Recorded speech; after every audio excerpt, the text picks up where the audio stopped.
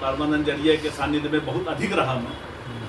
और क्योंकि मैं पुलिस सेवा में था, विजिलेंस में, तो मतलब मेरा मतलब थोड़ा कभी बाहर भी निकल जाए, मतलब अक्सर रहना पड़ता था।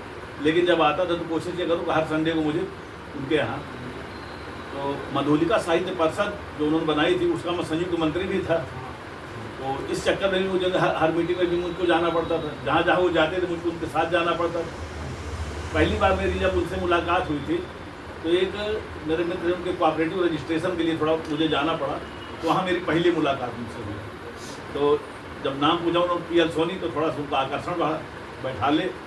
और उस समय मिर्जा हसन नासिर भी उनके पास बैठे थे। अच्छा, क्या बात है। मिर्जा हसन नासिर बैठे थे, तो नासिर साहब ने मेरा परिचय कराया। अब परिचय कराने के बाद उन्होंने कहा कि भाई देखो, ये सोनी जी का हम जो अभी तक नाम सुनते थे कभी गोष्ठियों में, लेकिन आज ये हमारे पास खुद आए हैं। ये मैं करीब 84-85 की बात बता रहा हूँ मैं।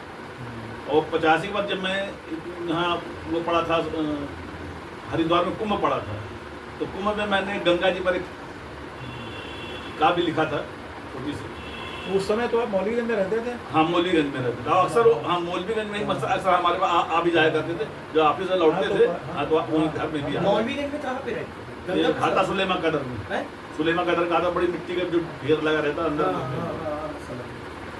तो उसमें हमारी मतलब उनकी वहाँ पर काफ़ी मतलब बातचीत हुई। अब मैंने कविता लिखना भी उन्हीं से ही सीखा। तो एक बार मैं अपनी एक कविता मैंने रामलीला में मतलब जो होते हैं ना, ये रामचंद्र जी जब उसमें जाते हैं घूमने के लिए, नगर दर्शन के लिए, तो मैंने एक लिखा किसी को देने के लिए, तो मैंने उनको दिखाया, तो उन्होंने काफ़ी उसको संशोधन किया। तो उन्हीं की स्मृति में मैं, क्योंकि उनका मेरे काव्य में बहुत ज़्यादा अधिक संशोधन भी उन्होंने काफ़ी किए हैं।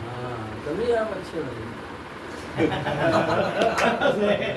तो वो उनका जो संशोधन किया वो मैं छोटा सा कविता सुना रहा हूँ कि सुनिए रघुराई हलवाई मैं आप ही को, अब विविध प्रकार की मिठाई ले लीजिए। सुनिए रघुराई हलवाई मैं आप ही को, अब विविध प्रकार की मिठाई ले लीजिए। बर्फी है जलेबी कंद से भी ओ जलेबी लाल, पेड़ा पंचमेर के कहो सो हम दीजिए। इसके बाद अगली लाइन ये उन्हीं की है कि ऐसो मंजू मोदक, ऐसो मंजू मोदक प्रभु आपको बनाए राखे, सांची कहो रावरो स्वभाव सो पतीजिए। पाए हैं अनेकों भूपवारे लेनवारे, श्री रामचंद्र प्यारे माल चोखो ले लीजिए। तो ये उन्हीं की काफी संशोधित और परिवर्तित कविता जो मैंने आपके सामने सुनाया। और अगर मैं देखूं तो मेरे जो पुरानी जो कविताएं हैं 80% उनके सुधारी हुए हैं। लेकिन देखिए सुधारते सुधारते टीचर जब मारता है ना तो बच्चे को समझ में आ जाता है। अच्छा, अब अक्सर हम जाते थे तो इनके पिताजी वो साथ लेके जाया करते थे। तो तुम कहते थे सुना तुम समझते नहीं हो, अब ये कल के लड़के हैं, अगर अभी ये गलती कर देंगे तो फिर आगे बढ़ेंगे कैसे? आपके पिताजी नहीं, तो ये बात तो सही थी वास्तव में। अब कोई गलती सुधरवाता नहीं अपनी, तो कहाँ बुरा मान जाता है। हम अक्सर जो है जो लिखते थे संडे को जाकर उनसे सुधरवा लेते थे, लेकिन बजाय इसके और कहीं डांट पड़े तो वहीं सुधरवा लेते थे और कहते थे बहुत, और सब जब खड़े होकर तारीफ भी करते थे। देखिए मैं कर्म और भाग्य पर अपनी कविता प्रस्तुत कर रहा हूँ कि कर्म ही महान और कर्म ही प्रधान बंधु, जग में ही कर्म की अनोखी शान बान है। कर्म ही महान और कर्म ही प्रधान बंधु, जग में ही कर्म की अनोखी शान बान है। कर्म ही करत पहचान जन मानस की, कर्म ही की साधना में संत सन्मान है।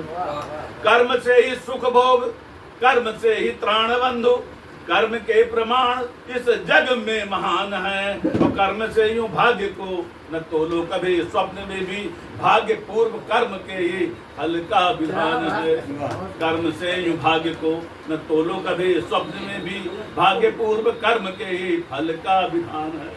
एक छोटा सा मैं कविता रख रहा हूँ गंगा जी पर। सरल सुबोधनी प्रबोधनी सुशांत मंजु, शीतल सलिल सौम्य सुधा सरसाती है। हरती है ताप पाप लौकिक जन मानस के दुखित हृदय में सुख सुधा बरसाती है। तो निर्मल जलधार जहाँ कल कल कल गूंज रही, हर हर हराती ध्वनि मन को लुभाता है, करता मन को लुभाती है, करता है बंधन माँ गंगे मतंग तेरा, अपने ही तट पे सदा सबको हरसाती है। ये हरिद्वार में मैंने लिखी थी, उधर वाला उनसे पढ़ते भी आप पढ़ते बहुत अच्छा मैं तो अपनी नाविका की याद आ गई। प्रभावशाली प्रस्तुतिकरण। एक आकाशवाणी में ऐसी सुनने को मिलती थी, आकाशवाणी से। जो सन 84-85 की बात कर रहे हैं, हाँ, बिल्कुल। वही 83-84 में तो सबको सुन करके